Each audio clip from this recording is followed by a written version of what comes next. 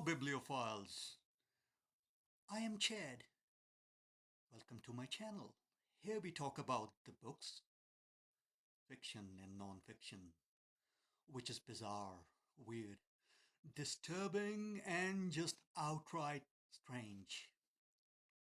Now, I have read quite a few disturbing and weird books over the years, like American Psycho by Bret Easton Ellis, almost all the books by Chuck Palahniuk, who wrote Fight Club, books by Donald Ray Pollock, such as Heavenly Table and The Devil All the Time, and The Dice Man by Luke Reinhardt. But there's one book which, in my opinion, takes the throne for the weirdest book ever, and that book is called Cows by Mathew Stokoe. This book was published in 1997.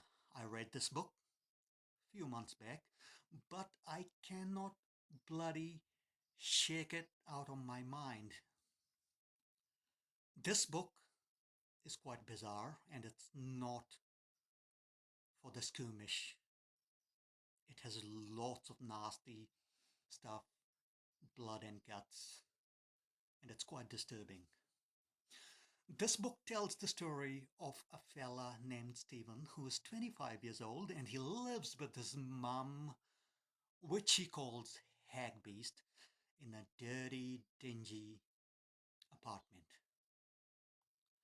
Stephen's mum is very oppressive and abusive towards him. She feeds him filthy food, and she almost every day tells him that he is no good and he cannot survive in the real world without her. Stephen longs for a happy, normal life. He watches TV, and on the TV he watches the soap operas where he watches the happy families doing happy things, living in happy homes with the white picket fences and all that. So in the same building where Stephen lives, there's another girl. Her name is Lucy. And Stephen and Lucy are physically intimate, but emotionally, they are not that emotionally connected to each other. Lucy has some mental issues. Lucy thinks that inside her tummy, inside her stomach, there's some kind of a sickness growing. And she regularly puts up cameras up her where the sun does not shine. And sometimes she asks Stephen to put the cameras up there to find the sickness. These scenes in the book are laced with black humor, and you have to read them to comprehend what I'm trying to say here. So as the story goes on, Stephen finds a job at a meat processing plant where they slaughter cows. His boss at the meat processing plant is a guy named Cripps, and he is a sadist and abusive kind of a guy.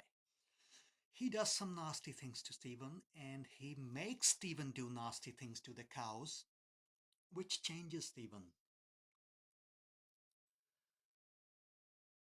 It it makes Stephen suffer from PTSD, and as the story goes on, Stephen turns from this meek guy who is quite intimidated by his mom to the guy who stands up to his mom, but not in a good way. So this is a coming of an age story, but like I said, not in a good way. So if you haven't read the book, close the video now because they are going to be spoilers now. And come back at some later stage and let me know what do you think of the book. But if you have read it or you want to know what happens, carry on. So with that said, Stephen kills his mom in quite a nasty way.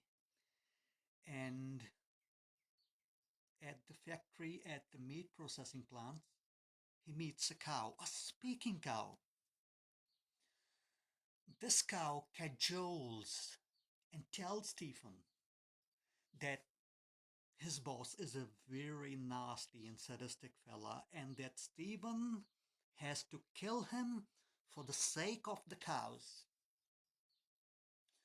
Stephen is reluctant at first, but eventually he decides to kill his boss and he kills him in a really nasty and a brutal way. The way he kills him makes cows think he's some kind of a savior and a messiah. So all these cows starts worshipping Stephen. And all this goes to Stephen's head and he becomes really power hungry. And as the story goes on, it becomes even more bizarre and unsettling and disturbing.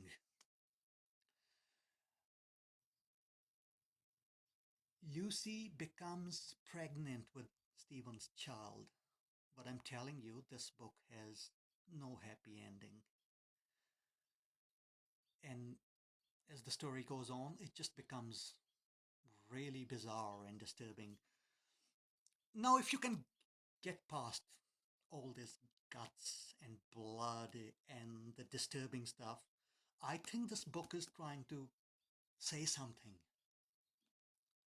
I think it's trying to send a message that sometimes people find themselves in situations that it does not matter how hard they try. They seem to not leave these situations behind. And the harder they try, the deeper and deeper into the quagmire of those horrible circumstances they find themselves stuck in. So by the end of the book, you will feel like taking a shower because this is one disturbing and nasty book.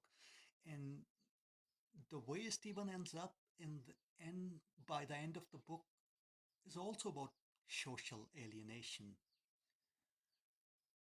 And you'll be tempted to think, had Stephen all the things that happened to him at the end, had he had all that coming to him by the choices he made, could he have done things differently? So yeah, this is one of those books that I don't think I will forget anytime soon. But warning, this book is not for the faint of the heart or the squeamish.